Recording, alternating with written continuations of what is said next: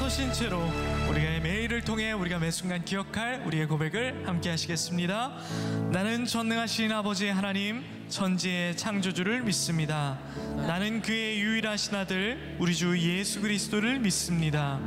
그는 성령으로 잉태되어 동정녀 마리아에게서 나시고 본디오 빌라도에게 고난을 받아 십자가에 못 박혀 죽으시고 장사된 지 사흘 만에 죽은 자 가운데서 다시 살아나셨으며 하늘에 오르시어 전능하신 아버지 하나님 우편에 앉아 계시다가 거기로부터 살아있는 자와 죽은 자를 심판하러 오십니다. 나는 성령을 믿으며 거룩한 공교회와 성도의 교제와 죄를 용서받는 것과 몸의 부활과 영생을 믿습니다. 아멘. 다 자리에 앉으시겠습니다. 우리에게 매일 새로운 태양이 떠오르고 새로운 기회를 주님이 주시듯이 우리도 주저앉지 않고 우리에게 주신 믿음의 사명 잘 감당하시기를 축복합니다. 함께 찬양하겠습니다.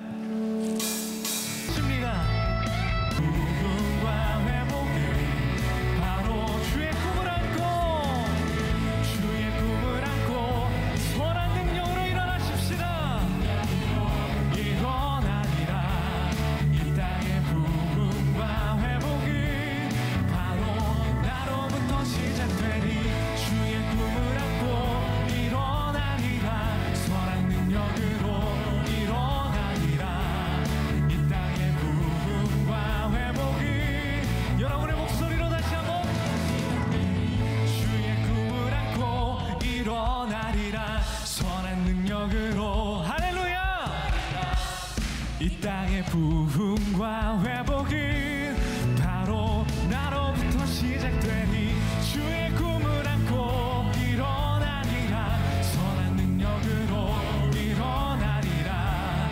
이 땅의 부흥과 회복은 바로 나로부터 시작되니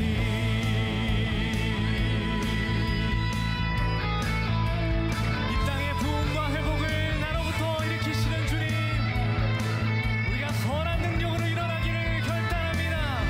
할렐루야.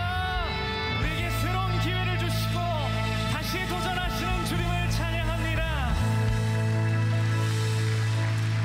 제자가 된다는 것은 하나님을 사랑하는 우리의 마음의 방식을 재정렬하는 것입니다. 사랑하는 것을 우리가 의도적으로 선택하고 주님이 열망하시는 것을 우리가 함께 열망하는 것이 우리가 꿈꾸는 교회, 우리가 훈련된 예수님의 말씀으로 훈련된 제자가 되는 삶이라고 생각합니다. 이 시간 다시 한번 아까 만들어진 우리의 시리즈 찬양 부르시면서 여러분의 일상이 예배가 되시기를, 또 첫걸음을 주님이 기뻐 받으시는 것을 기억하고 우리가 작은 습관에도 주님께 영광 돌리기를 축복합니다.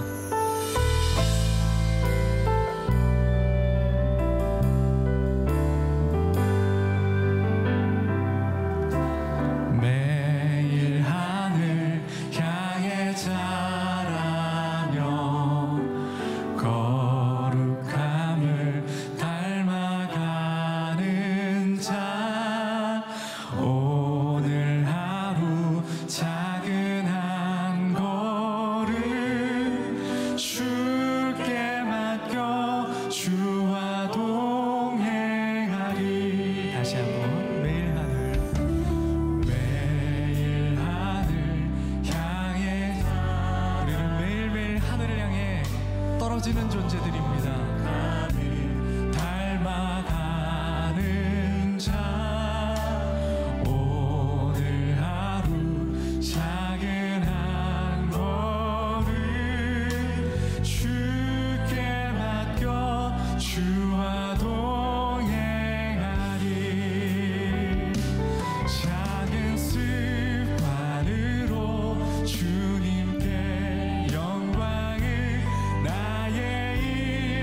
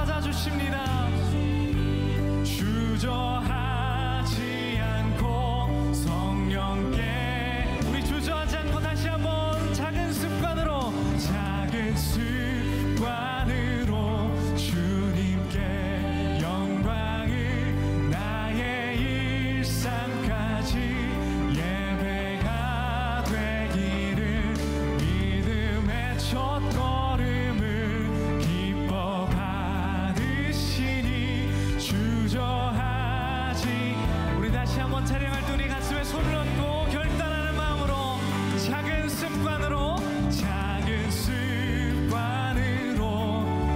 나의 작은 삶의 고백들로 주님께 예배하겠습니다. 그렇게 영광 돌리는 자녀로 살겠습니다. 믿음의 첫걸음을 기뻐 받으시니 주저하지 않고 성령께 마지막으로 작은 습관으로 주님께 영광을 나의 일상까지 예배가 되기를 믿음의 첫걸음을 기뻐 받으시니 주저하지 않고 성령께 할렐루야. 우리가 주저하지 않겠습니다. 주님, 성령님께 우리의 한 주를 또 맡기며 나아가겠습니다. 아멘. 기도하시겠습니다. 너희는 유혹의 욕심을 따라 썩어져가는 구습을 따르는 옛사람을 벗어버리고 오직 너희의 심령이 새롭게 되어 하나님을 따라 의와 진리의 거룩함으로 지으심을 받은 새 사람을 입으라. 할렐루야. 우리에게 새 날을 주시고 매일 새로운 기회를 제공하시는 주님께 감사합니다. 우리가 좋은 습관을 가진 진정한 예수님의 제자 되기를 원합니다. 세상에서 살아가며 욕심을 따라 가져온 많은 구습들, 버릇들을 버리기를 결단합니다. 오늘 말씀 안에 단순한 습득을 넘어 예수 안에 내 인격과 자아가 재형성되는 은혜가 있도록 축복하여 주시옵소서. 우리의 삶에 교정될 필수적인 부분들이 있습니다. 말씀으로 깨닫는 지혜를 주시고 믿음의 첫걸음을 주님이 기쁘게 받으시는 것을 기억하는 자들 되게 하여 주옵소서. 우리의 재정으로, 직업으로, 또 교회와 영혼 속에서 주님이 구체적으로 오늘 가르쳐 주시는 하루가 되기를 간절히 원하오며 예수 그리스도의 이름으로 기도합니다. 아멘.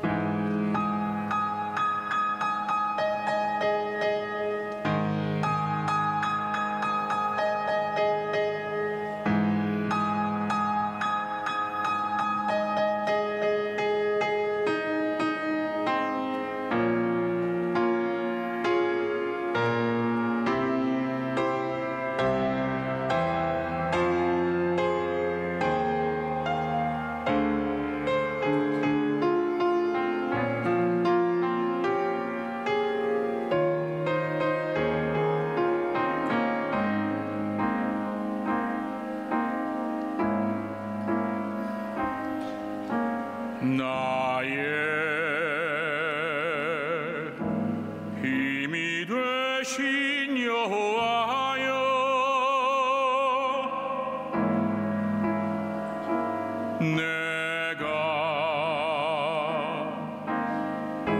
주를 사랑하나이다.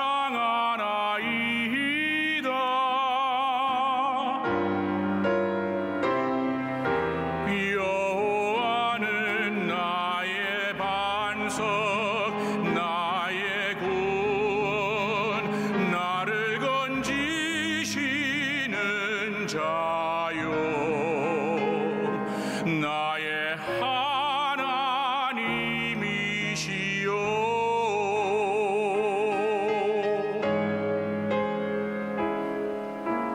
나의 힘이 되신 여호와여,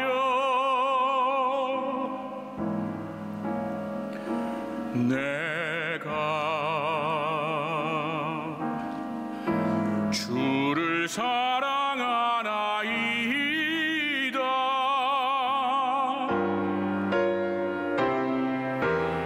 여호와는 나의 방패, 나의 피난처, 생명의 능력 되시는 나의 하나님이시요.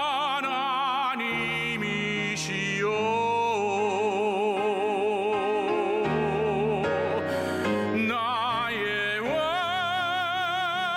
나의 노래, 나의 영광,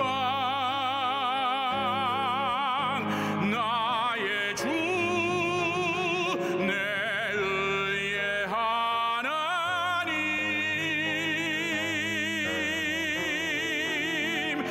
나의 소망, 내 머리를 드시는 자.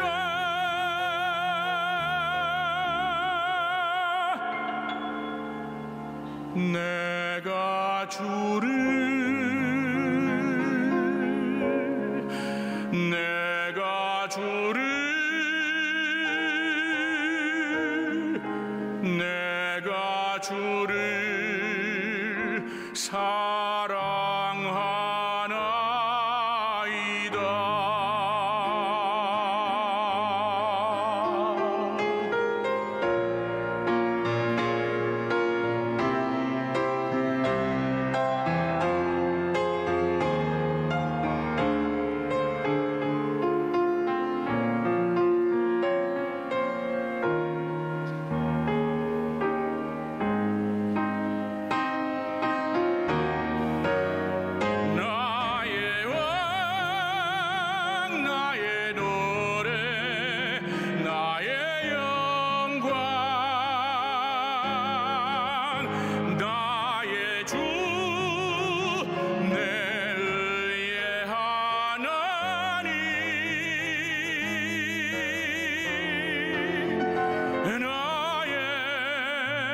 소망, 내 머리를 드시는 자.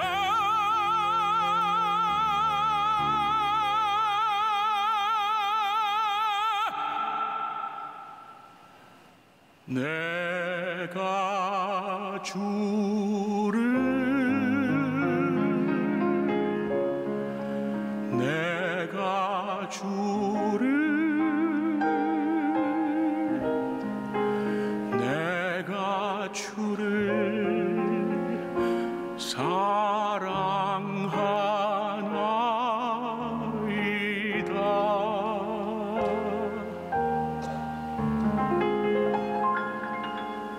내가 주를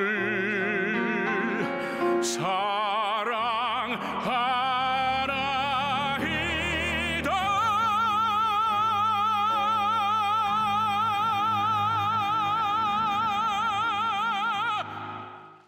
자, 오늘 말씀 세 번째, 경건의 습관도 우상이 될 수 있습니다. 오늘은 한 익명의 성도에 대한 질문에 제가 답을 하려고 합니다. 이런 질문이었어요.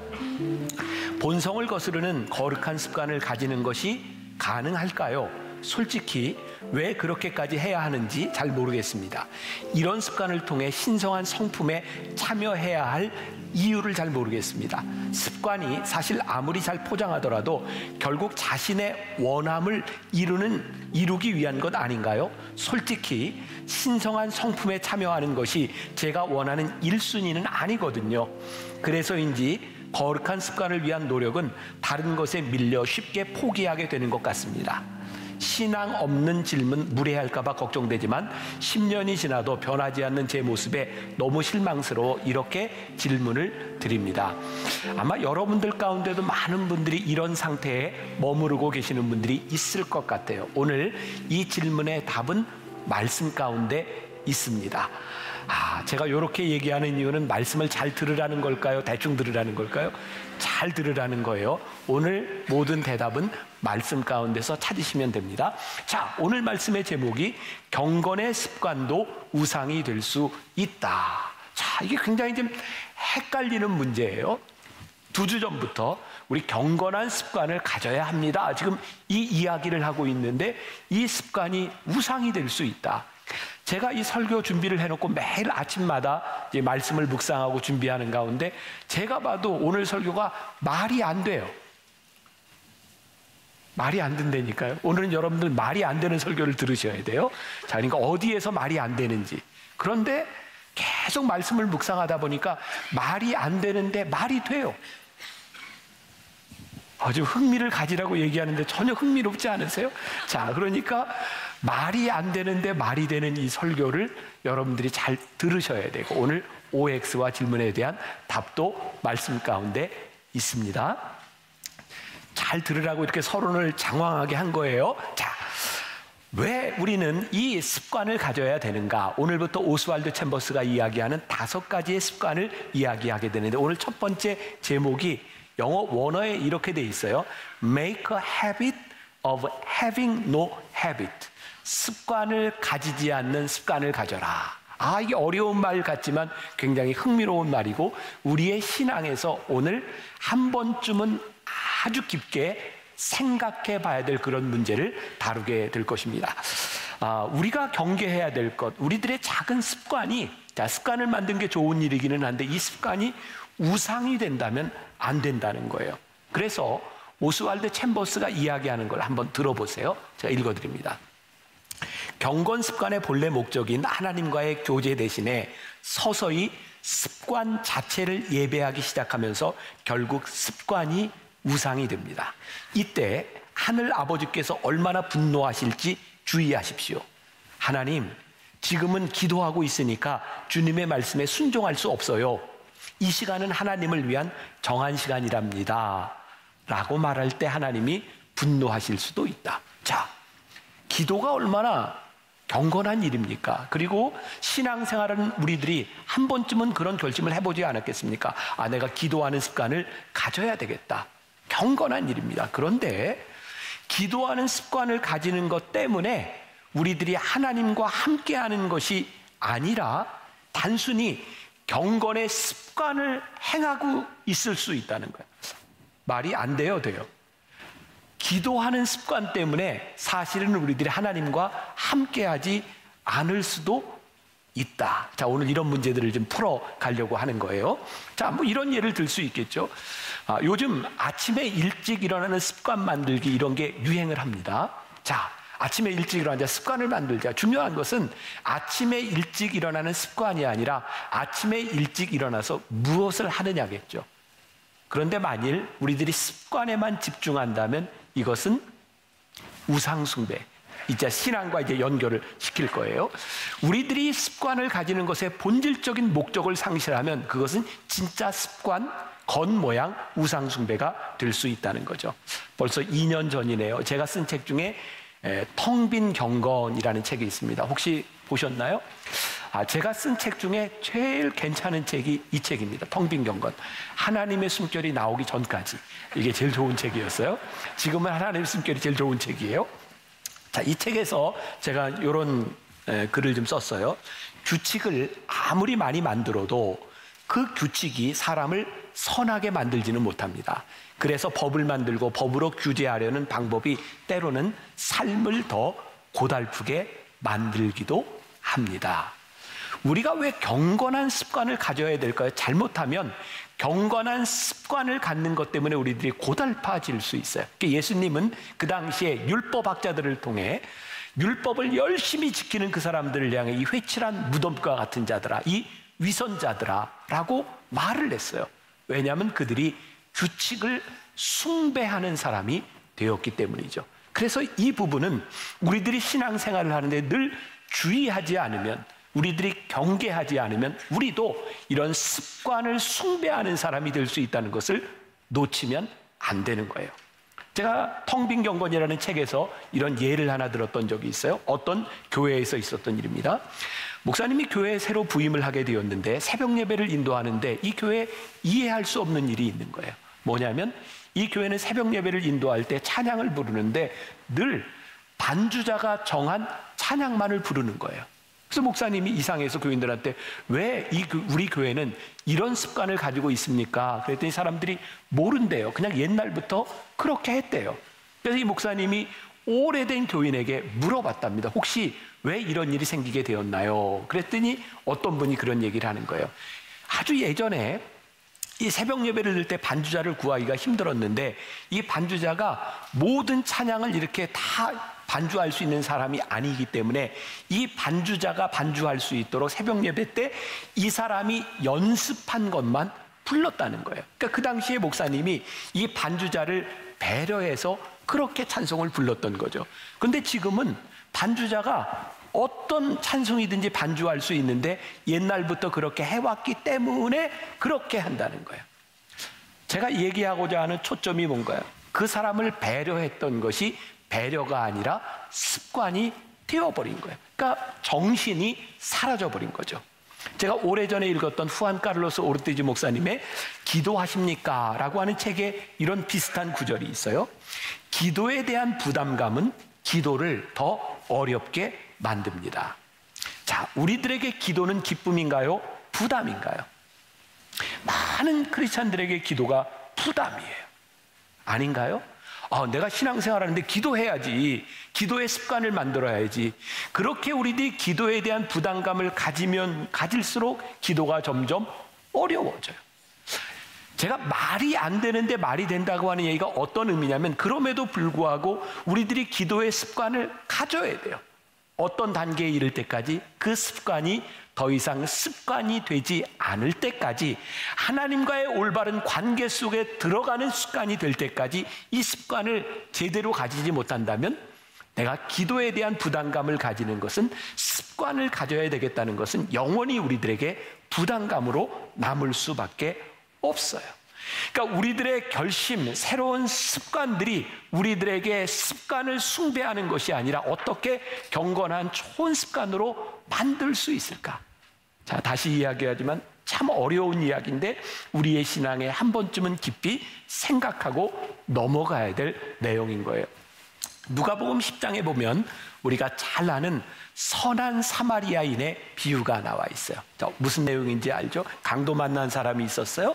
근데 그 강도 만난 사람을 제사장도 보고 그냥 지나가고 레위인도 그냥 보고 지나갔어요. 그런데 사마리아 사람이 그 사람을 잘 돌봐줬죠.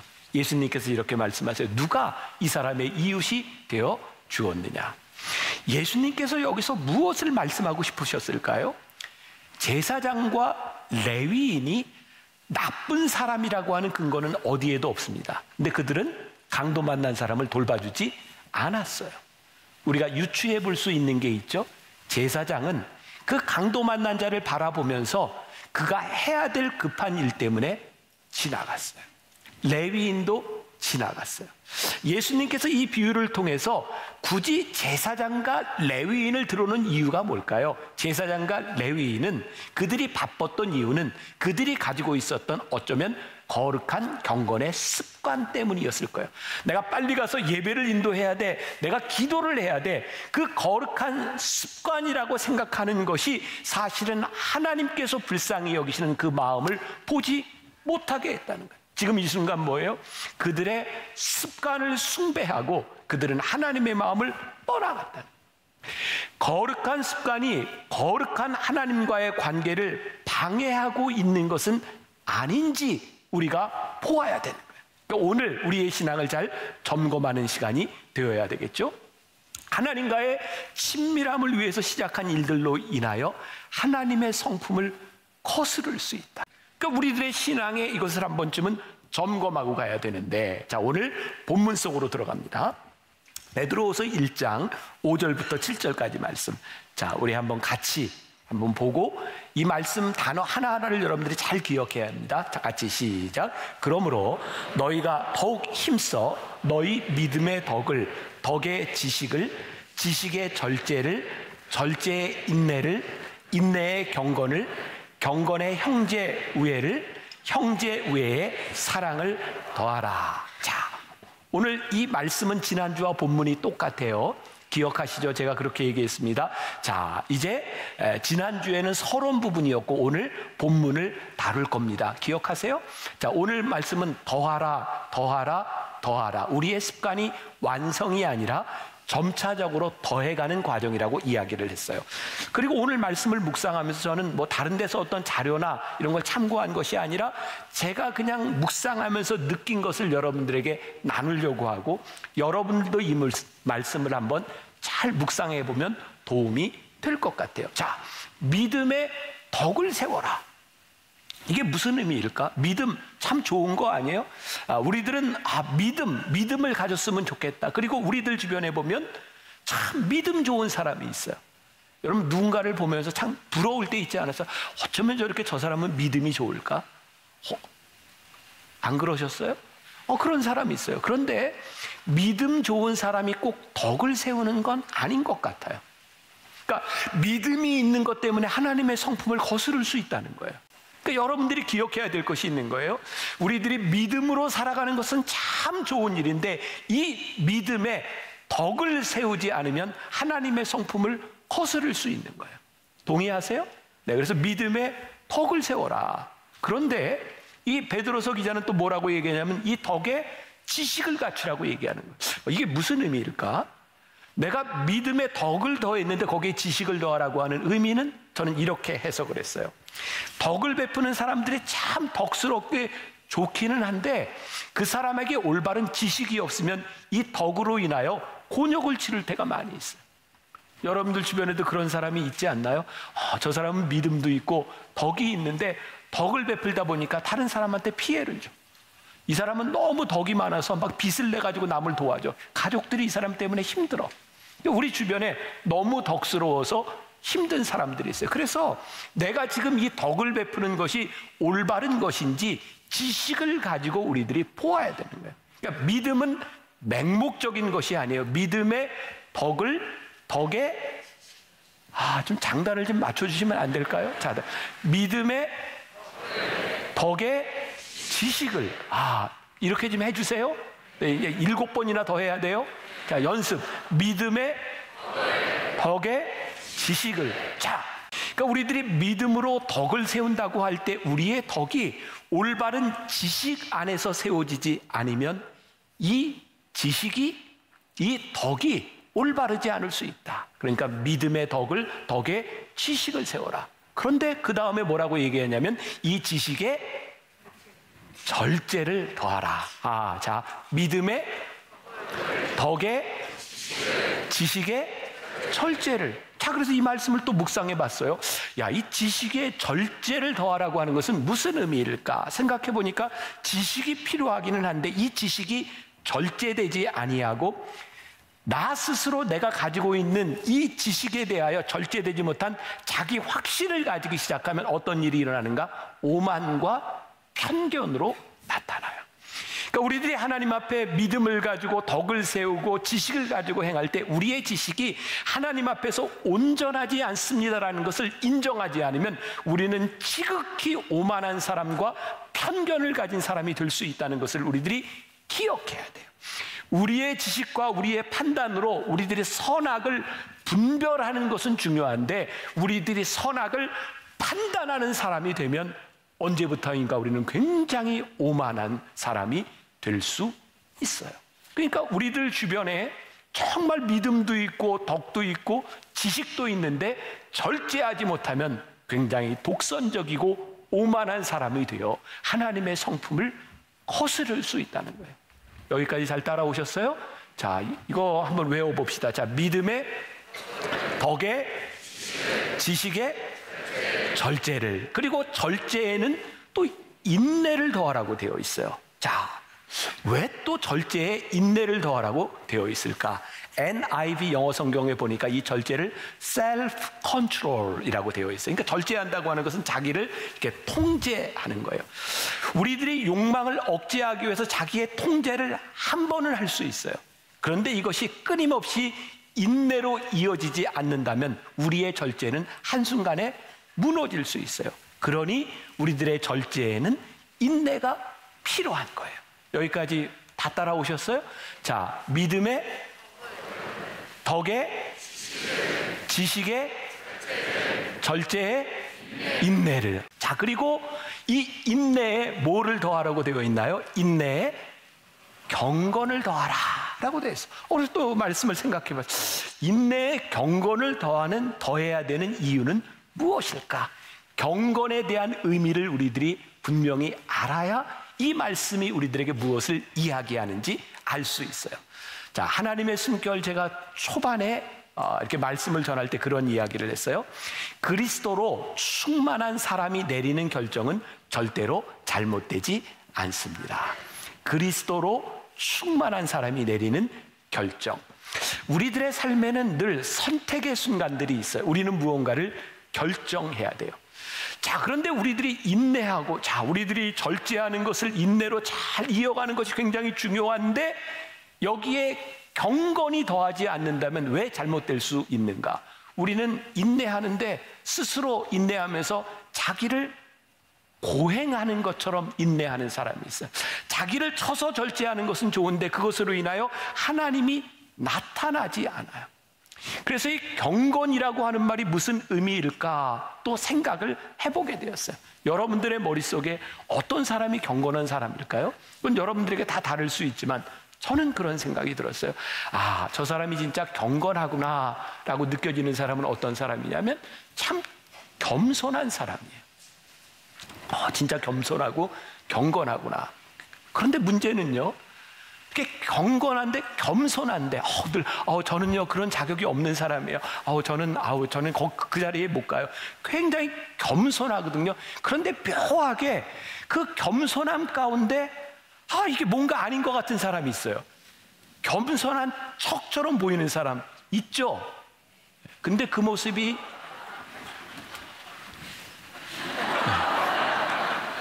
저에게도 있어요. 어떤 모임에 가든지 제가 목사로서 겸손하게 저는요 그런 사람이 아니에요. 너무 그러지 마세요 라고 이야기했는데 그 속에서 제 안에서 어떤 생각을 하냐면 여러분 내가 좀 괜찮아 보이지 않을까? 라는 마음이 있어요. 그래서 여기에 경건이라고 하는 것을 NIV 성경에 보니까 godliness라고 되어 있는데 이 말 뜻이 굉장히 중요합니다. 무슨 의미인가? 제가 사전을 찾아봤더니 영어로 이렇게 되어 있더라고요. A personal attitude toward God. 하나님께 대한 어떤 개인적인 태도인데 that result in action. 어떤 결과로 나타내냐면 that are pleasing to Him. 하나님을 기쁘시게 하는 것으로 나타나야 그것이 경건이라는 거예요.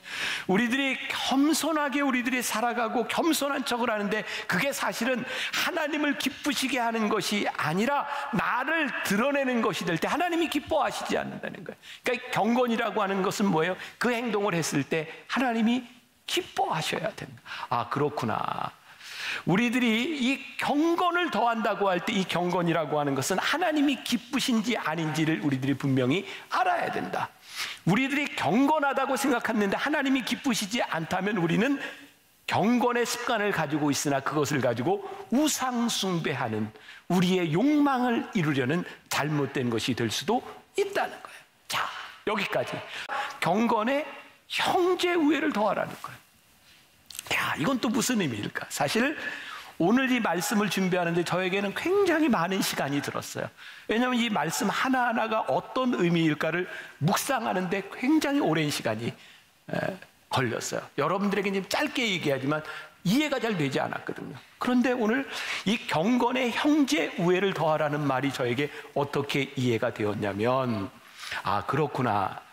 우리들이 하나님을 기쁘시게 한다고 하는 이 경건이 조금만 방심하면 독선이 될 수 있겠구나. 형제 우애를 생각하지 않는 경건. 사실 우리들이 신앙생활 할 때, 아, 이건 하나님이 기뻐하시는 일이야. 하나님이 기뻐하시면 되지 뭐. 그래서 많은 신앙인들이 굉장히 독선적으로 하나님을 기쁘시게 하는 행동을 하는 것 때문에 형제 자매에게 상처를 줄 때가 있어요.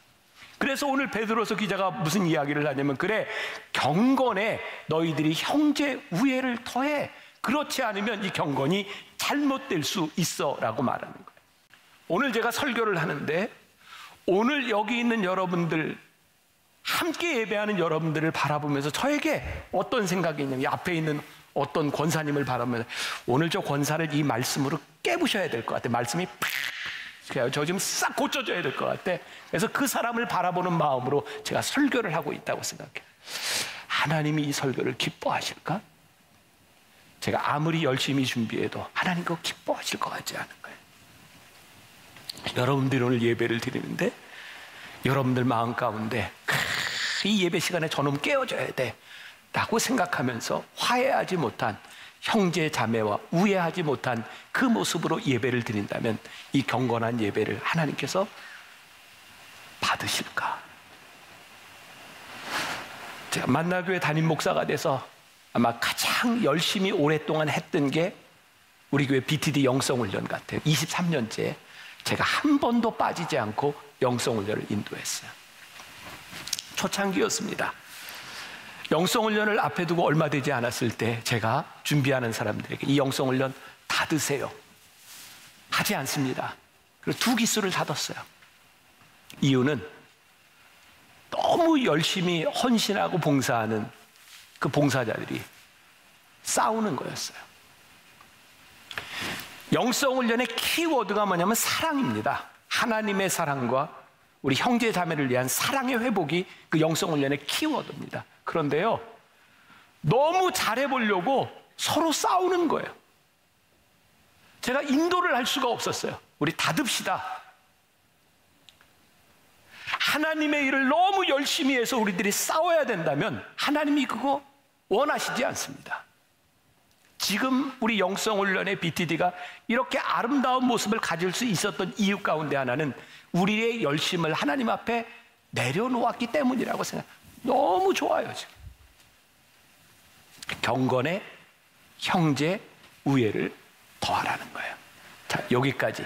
자, 믿음의 덕의 지식의 절제를, 절제의 인내를, 인내의 경건을, 경건의 형제 우애. 아이고, 소리가 커졌다 했더니 다 나왔군요. 네. 자, 이렇게 마지막에 형제 우애의 사랑을 더하라. 이 말씀을 또 묵상하게 돼서 왜 형제 우애에 사랑을 더하라고 말씀하셨을까? 그래서 제가 얻은 결론이 있었어요. 아, 그렇구나. 이 사랑은 굉장히 중요한 사랑인데 하나님께서 우리를 향해 끝까지 참아주시고 우리를 사랑하셨던 그 사랑을 더하라는 거예요. 왜? 형제 우애가 너무 힘드니까. 다 용서해도 진짜 용서할 수 없는 사람이 있고, 내가 예배를 드리는데도 그 사람 때문에 걸리는 게 있고, 그게 너무 힘드니까 거기에 사랑을 더하라는 거야. 하나님의 사랑을 너희들이 더하지 않는다면 형제 우애가 힘들어. 그래서 그 사랑을 더하라는 거예요. 이 7가지 단계가, 야, 우리들이 진짜 경건함이 무엇인지, 우리의 습관을 만들어가는 것이 무엇인지를 잘 설명해 주고 있는 것 같아요. 자, 여러분들이 집에 가서 한 번쯤 다시 이 말씀을 묵상하면 좋을 것 같아요. 말씀을 좀 정리해야 될 것 같아요. 자, 그러면 이 경건이 우상 숭배가 되지 않고 우리들이 경건을 숭배하는 것이 않고 참 경건의 습관이 우리들에게 있었을 때 이것이 왜 유익한가? 자, 처음에 질문을 던졌던 그분에 대한 대답이 될 것 같아요. 이 경건을 우리들의 인생에 중요하게 생각해야 되는 이유가 있는 거예요. 제가 결혼 주례를 할 때면 늘 신랑 신부에게 하는 이야기가 있어요. 제가 성경을 가지고 신랑 신부에게 손을 얹고 자, 우리 서약합시다. 그리고 서약을 한 성경을 제가 줍니다. 거기에는 제가 사인을 내서 웨딩 커플 성경을 제가 줘요. 그리고 신랑 신부에게 이렇게 얘기합니다. 신혼여행 갈 때 이 성경책을 꼭 가져가서 가방을 풀었을 때 제일 먼저 나타나는 게 성경이 되도록 하세요. 왜 그러는가? 결혼 생활을 시작하는데 첫 번째, 우리가 누구에게 속한 존재인지를 분명히 확인해야 된다는 거예요. 하나님 앞에 우리들이 하나님께 속한 존재임을 우리들이 확인하고 거룩한 사람이 될 때 그 거룩함이 우리의 윤리와 도덕을 지켜줘요. 하나님 앞에 선 사람들이 윤리와 도덕을 지켜요. 윤리와 도덕을 지키는 사람이라야 가정을 지켜요. 우리들에게 분명한 믿음이 있는 거예요. 거룩한 습관이 우리의 윤리와 도덕을 붙잡아 줄 뿐만 아니라 이것이 우리들의 삶을 붙잡아 주기 때문에 경건한 습관을 우리들이 가지기 시작하면 이 습관이 우리를 붙잡아 주는 거예요. 그러니까 여러분들이 이 습관을 예배하고 습관을 경배하는 사람이 아니라 이 습관이 우리를 붙잡아 줄 수 있도록 우리들이 그 습관을 가져야 되는 거예요. 그래서 이게 말이 안 되는 얘기인데 말이 되는 얘기라 그랬잖아요. 제가 지금 습관을 예배하지 말라고 하면서 습관을 가지라는 거예요. 근데 이해는 되세요? 아이고 큰일 났다. 나 열심히 했는데. 네. 베드로 전서에는 이 환난과 핍박에서부터 견디라는 얘기가 많이 나와요. 베드로 후서를 썼을 때에는 교회 안에 이단들이 많이 들어왔어요. 그래서 베드로서 기자는 이 거짓된 가르침에 대하여 너를 지킬 수 있는 것이 이 올바른 습관이다 라고 이야기를 하고 있어요. 자, 습관, 자연스럽게 우리들이 의식하지 않아도 경건함이 우리들에게서 나타날 수 있도록 만드는 거예요. 전 고등학교 때 독일어를 배웠어요. 그때 선생님이 맨날 외우라고 했던 게 데얼데스 댐댐 디 데어 데어 디 기억나세요? 이거 외우지 않으면 독일어 못해요. 이게 변화가 심해서. 제가 대학 갔을 때 신학대학에서 제가 참 힘들게 배웠던 게 히라버하고 라틴어예요. 히라버 교수님이 야 이거 변화를 외우지 않으면 너희들 헬라어 못한다. 그래서 오에이세이 오메네테우시 이게 이제 변화인데요. 이게 그 선생님 표현에 의하면 툭 건들면 오에이세이 오메네테우시가 나올 수 있도록 해야 헬라어를 배운다는 거였어요. 저에겐 그게 굉장히 인상적이었어요. 우리들이 무엇을 습관화해서 익힌다고 하는 것을 우리를 툭 건드렸을 때 우리들에게 나타나는 것이어야 돼요. 그것이 뭐냐면 경건의 습관이 습관을 예배하는 것이 아니라 경건이 하나님과 우리들 사이의 올바른 관계가 드러나도록 해야 되는데 이거 어렵다는 얘기잖아요. 자, 오스왈드 챔버스는 이런 얘기를 합니다. 만일 당신이 자신의 거룩을 의식한다면 이는 당신에게 부족함이 있고 하나님과 거리가 있으며 그분과 진실한 관계가 아니라는 뜻입니다. 그러니까 내 거룩을 자꾸 의식하는 것이 아니라 이 답을 예수님이 우리들에게 모범을 보여주셨는데 이 신약 성경에 예수님의 공생애를 보면 예수님은 늘 어떤 삶의 기준을 가지고 계셨냐면 아버지와 나는 하나다. 아버지께서 일하시니 나도 일한다. 예수님이 일하시는데 분명한 기준이 있었어요. 그건 뭐냐면 아버지의 일이라는 거예요.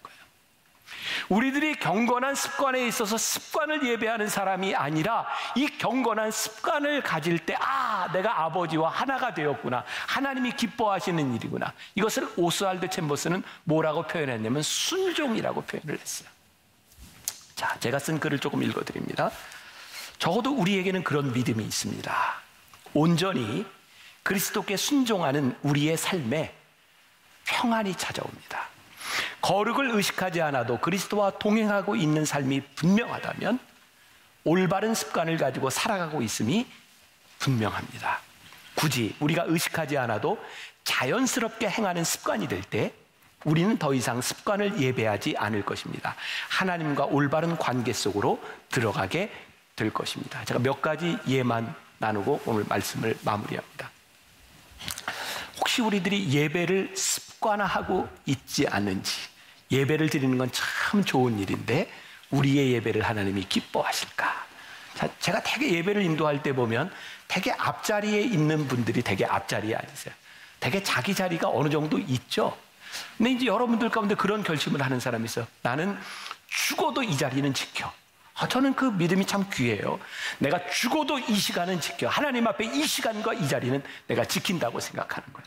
참 귀한데, 예를 들는데 그 자리에서 내가 예배를 드리고 몇십 년을 지켜왔는데 안내하는 사람이 오늘 여기 조금 몸이 불편한 분이 있으니까 자리를 조금 옮겨주세요. 근데 나는 이 자리 죽어도 지켜.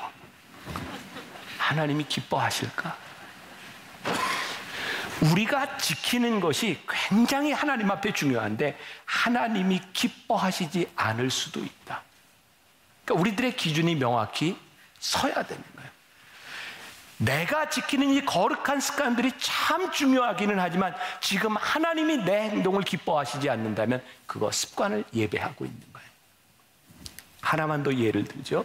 굉장히 많은데 오늘 마무리를 할 텐데 여러분들의 신앙에 좀 적용을 해보세요. 자, 기도하는 습관 참 좋은 일이기는 한데 기도가 형식화되어 있지 않은지.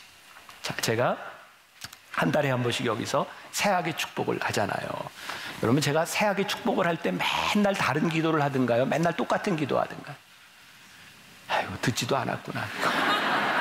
사실 가만히 생각해보면 똑같은 기도예요. 제가 어떤 기도하는지 아세요? 하나님, 이 가정에 이 아이를 선물로 주셨는데 이 가정에 기쁨이 되게 하시고 이 아이가 지혜롭고 잘 자라서 하늘나라의 거룩한 백성이 되게 해주세요. 이 가정이 믿음의 가문이 되게 해주세요. 사실 그 기도의 내용의 범주를 벗어나지 않아요. 근데 제가 그 기도를 하기 전에 어떤 기도를 하는지 아세요? 하나님, 제가 이 기도를 할 때 이 기도가 형식이 되지 않게 진심으로 이 가정을 위해 기도하게 해주세요. 그렇게 저는 똑같은 기도를 그 가정 엄마 아빠의 어깨에 손을 얹고 진심으로 기도해요. 저에게 두려움이 뭔지 아세요? 이 기도가 형식이 될까 봐. 제가 우리 교인들을 신방하거나 장로님들과 이렇게 식사할 때면 제 기도가 늘 똑같아요. 저는 이런 기도, 하나님, 우리 장로님이 만나교회 기둥 같은 장로님이 되게 하시고 무엇보다 장로님의 생업과 이 가정이 믿음의 대가 끊어지지 않도록 축복해 주세요. 근데 제가 그 기도할 때 늘 어떤 기도를 먼저 하는지 아세요? 하나님, 이 기도가 진심으로 하는 기도가 되게 해 주세요. 우리들이 기도할 때 사랑이 많으신 하나님, 천지 만물을 창조하신 하나님 아버지, 하나님의 은혜를 감사합니다. 이런 문구를 많이 써요. 잘못된 게 아니에요. 그러나 만일 이 기도들이 언제부터인가 우리들에게 형식이 되어버려서 습관이 되어버렸다면 하나님이 그거 기뻐하시지 않으신다는 말씀이에요. 경건의 습관이 우리들에게 우상이 될 수 있어요. 여러분들의 열심으로 하는 사역이 우상이 될 수 있어요. 그래서 우리들이 생각해야 될 것, 하나님, 제가 지금 하고 있는 이 행동, 제가 하고 있는 이 기도, 이 예배 하나님이 기뻐 받으시나요? 이 기준이 우리들에게 명확해진다면 우리들이 진짜 경건한 습관을 만들어갈 수 있지 않겠습니까? 믿음의 덕을, 덕의 지식을, 지식의 절제를, 절제의 인내를, 인내의 경건을, 경건의 형제 우애를, 형제 우애의 사랑을 더하라. 이번 주간 거룩한 습관이 세워지는 여러분들의 삶이 되시기를 주님의 이름으로 간절히 축원합니다.